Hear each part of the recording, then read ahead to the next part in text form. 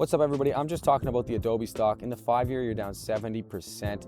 In the 1 year, down 42% if you're a shareholder, which is utterly insane for a company that's year-over-year growth, not insanely great, but for a business that relies heavily on their service revenue, basically on their memberships.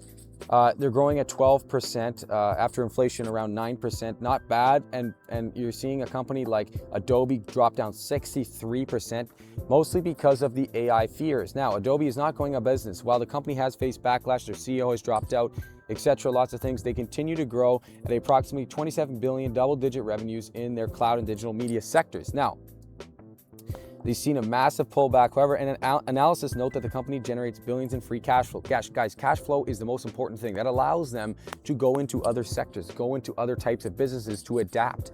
And guys, that's exactly what we want to do here. I want to use this example with Google stock. You didn't even see more than like a 20% return in 5 years here. For a massive company with a market cap of 4.4 trillion at this point, probably around 2 trillion back then.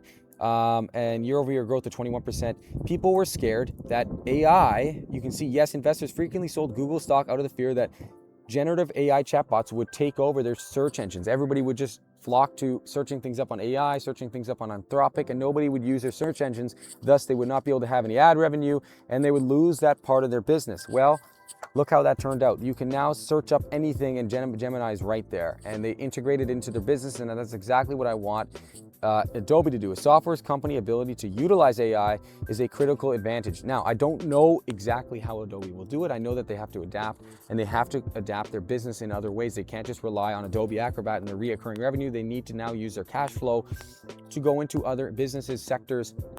And I think when you notice when they drop out an announcement saying that they're now in their cloud business, whatever they're in, you will see a pump in the stock, and that's exactly what we're looking for. And nobody, when I say nobody, is acknowledging this pullback, guys. It's a massive company. You can see the market cap is now shredded down to 86 billion, guys. I'm sure at one point it was pretty much a lot higher. And so that's the deal here with Adobe stock. Now, I don't know what can happen in the short term. I know that in the long term, software companies have a risk to AI. I know that.